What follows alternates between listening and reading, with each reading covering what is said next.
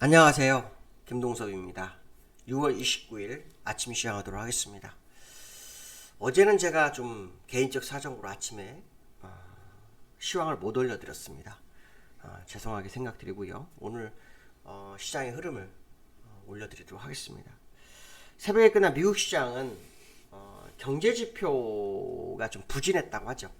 경제 지표가 부진하면서 그에 따라서 시장은 하락했다, 이렇게 얘기는 하고 있는데요. 미국은 이제 인플레이션 지표가 시장에 굉장히 큽니다. 그 인플레이션 지표를 계속 시장은 관찰하고 있는 그런 상황인데요. 1년 기대 인플레이션이 8%가 나왔죠. 1987년 이후로 최고치라고 합니다. 그러니까 1987년이면 지금도 거의 뭐 40년이죠. 네, 40년 된 거죠. 그렇죠? 23년, 35년? 35년 된 거죠. 최고치를 기록하면서 그게 이제 미국 시장에 악영향을 미친 거죠. 사실 미국 시장은 뭐 12개월 뭐 기대 인플레이션 해가지고 뭐 미시간대 발표가 있었죠. 얼마 전에 뭐 잠정치 5.4였는데 뭐 확정치 5.4였다 이래가지고 주가 끌어올리는데 이 인플레이션에 관련된 여러 가지 지표가 여러 가지가 있나 봅니다. 그래서 거기서 이제 또 다른 인플레이션 지표가 굉장히 안 좋게 나왔다. 이게 시장을 흔들었죠. 근데 사실은 미국 연준이 대응이 너무 뜨뜻미지근하죠. 지금 뭐 나름대로 강하게 금리 인상을 하고 있다, 뭐 이런 느낌을 주고 있지만 제가 볼 때 굉장히 뜨뜻미지근한 이런 정도로 가지고는 인플레이션 잡기 힘들 겁니다. 아마 굉장히 힘들 거라고 판단하고 있고요. 인플레이션이 안 잡히면 결국 시장은 위험해지는 거라고 보시면 될 것 같아요. 인플레이션 지표의 가장 중요한 거가 뭐는 그 매월 발표되는 소비자 물가 CPI가 되게 중요하다고 봅니다. CPI가. 그래서 6월 소비자 물가 지수는 7월 10일 정도 발표되는데 그 모습에 따라 연준의 행보가 바뀌어야죠. 근데 연준은 아직도 착각을 하고 있는 것 같아요. 지금 정도 수준으로 유지하면서 가면 그 인플레이션 잡힐 수 있다라는 착각을 하는 것 같습니다. 사실은 선제 대응을 더 가파르게 해야 된다고 좀 판단하고 있는데, 물론 제가 석학이 아니다 보니 뭐 틀릴 수도 있습니다. 근데 지금까지 연준의 행보를 되돌아보고 시장의 흐름을 봤을 때는 분명한 것은 뭐냐면 가파르게 대응하는 게 더 현명하다라는 것이 드러나기 시작했다는 거죠. 그들은 아마 지금까지 금리 인상을 좀 했기 때문에 가파르게 대응 안 해도 된다 이런 생각을 할 것 같은데요. 그거 잘못된 생각이 있습니다. 왜? 인플레이션은 점점 시간이 갈수록 계속 커진다라는 거죠. 일정 부분 커지지 않는 부분도 있을지 모르겠지만 금리 인상 때문에 한번 터진 것은 쉽게 잦아들지 않는 것이 인플레이션이다라고 생각한다면 이 문제의 심각성을 연준이 빨리 깨달았으면 좋겠다라고 말씀드리고 싶고요. 그 다음에 어저께 미국이 6월 소비자 신뢰지수가 나왔는데요. 이게 98.7이 나왔대요. 근데 전월에 103.2가 있으니까 그래도 5 정도가 줄어든 거죠. 그러니까 또 다른 지표마저도 시장을 압박하는 그 과정이다라고 보시면 될 것 같고요. 어저께 존 윌리엄스가 이 사람은 원래 그 비둘기죠. 미국 경제 침체에 대해서 어떤 뭐 우려가 시장에 많이 나오고 있잖아요. 그거에 대해서 그렇지 않을 거다라는 립 서비스를 하면서 올해 금리 목표치가 3.5% 정도 될 거다. 1.75까지 1.5 정도는 더 1.5에서 1.75는 더 올려야 되는 거죠. 그러면 지금부터 FOMC가 4번 남았잖아요. 그렇죠? 4번 남았으니까 0.5씩 하면 2. 그렇다 그러면 이 사람 말대로라면 0.7 올리고 0.5 올리고 그다음에 0.2, 0.25 이렇게 올린다는 것밖에 안 되잖아요.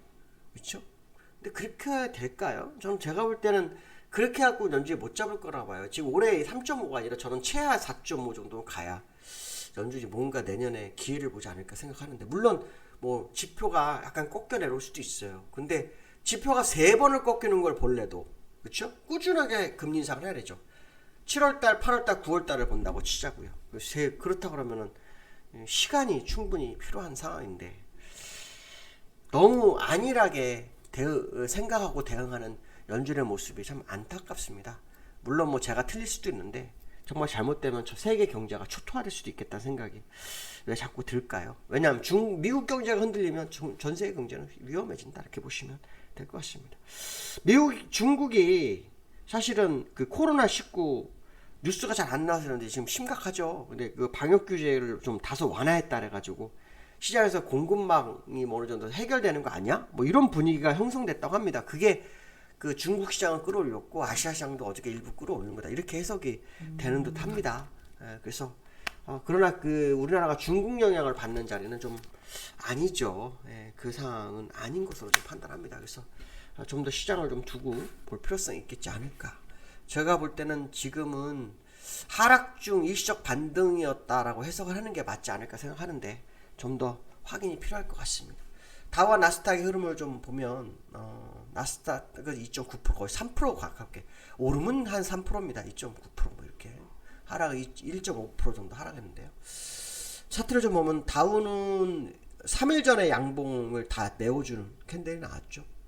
다 나온 모습입니다. 그래서 저는 사실은 이 반등이 진짜 생뚱맞은 것을 했거든요. 생뚱맞은 이런 데서 반등을 하는 건 절대 좋지 않은데 어쨌든 반등이 됐어요. 반등이 된 상태에서 일단 오늘은 하락으로 갔거든요. 저는 지금이 기술적으로도 마찬가지고 또 시장 상황성으로도 저 한 일주일 동안 상승이 정말 맞았을까에 대한 의문점이 굉장히 많아요. 그래서 한 번 더 지켜보는 전략이 맞을 것 같고요. 저는 월봉을 좀 중요하게 보는데 월봉 상태로는 아직도 멀은 게 아닐까 생각을 합니다. 한번 지켜보실 필요성이 있을 것 같습니다. 두 번째는 이제 나스닥인데요. 나스닥도 똑같은 자리에서 올라가지 말아야지 올라갔거든요. 그러고 난 다음에 지금 내려와서 지난주 목요일, 그쵸? 목요일 거까지 다 내려오는 상황이 됐죠.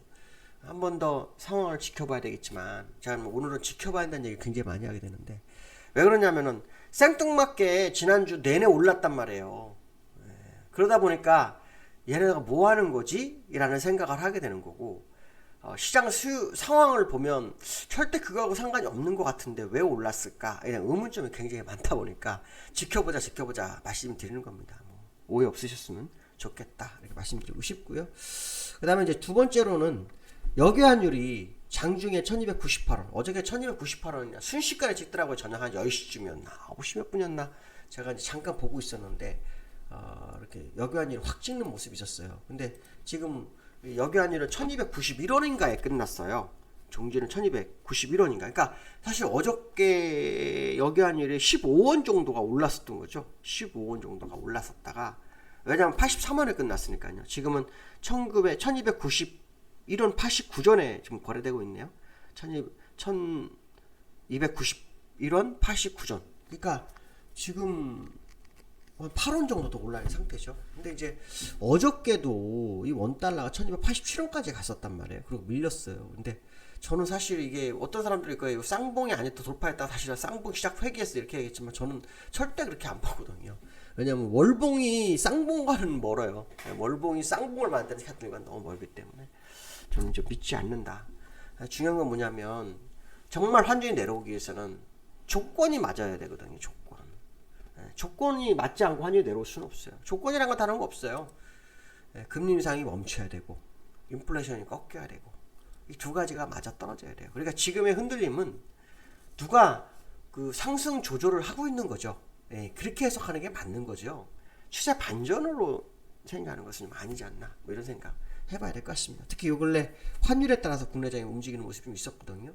어떤 모습으로 바뀌는지 이것도 한번 생각해 볼 필요성이 있겠죠. 그 다음에 이제 세 번째로는 코스피가 2400을 회복해서 2420까지 22까지 올라왔어요. 코스피가 엄청 강하게 올라왔는데 저는 삼성전자가 사실 어저께도 수급적으로 아무것도 없었거든요. 외국인도 팔고 기관도 팔았어요. 외국인은 조금 샀구나. 기관이 팔았어요. 기관이 요즘에 사실은 금융투자가 매수해서 주가를 받쳤는데 그래서 저는 그런 생각이 드는 거예요. 얘네들이 윗끌림한 길을 왕복 달리기를 하려고 하나 라는 생각도 좀 들었다 이렇게 말씀드리고 싶어요. 그래서 시장 상황으로 봐서는 도저히 맞지가 않는 게 너무 많아서 사실 저도 100% 뭐라고 말씀은 안 드려요. 그러나 분명한 것은 뭐냐면 주가가 반전을 가져오기 위해서 지금 며칠 올라서 반전이라고 생각하시는 분도 있을 것 같아요. 물론 현물 들고 계신 분 입장에서는 좀 마음이 괴롭고 그런 상태에서 반등이 나니까 기대 심리가 그냥 클 것 같아요. 근데 우리나라는 지금 공매도 금지도 만만치 않아요. 오히려 공매도 금지보다는 공매도 규제 거기서 누가 이상한 공매도를 하는지 이런 규제 강화를 한다고 하죠. 그런 거가 있지 공매도 금지는 어렵거든요. 그런 거 빼놓고 사실 시장을 끌어올 게 뭘까? 미국도 사실은 공매도를 금지 안 했는데도 미국은 사실 더 많이 올랐어요. 우리나라보다. 그러니까 그런 부분들 감안해 보면 지금 상황 글쎄 좀 맞나 안 맞나 그런 생각이 굉장히 많이 듭니다. 오늘 뭐 벌써 수요일이 됐어요. 네, 수요일이 됐는데 오늘 제가 방송이 2시 20분에 있습니다. 한번 보시고 오늘도 뭐 승리한 하루 되시길 바라겠습니다. 오늘 여기까지 하겠습니다. 감사합니다.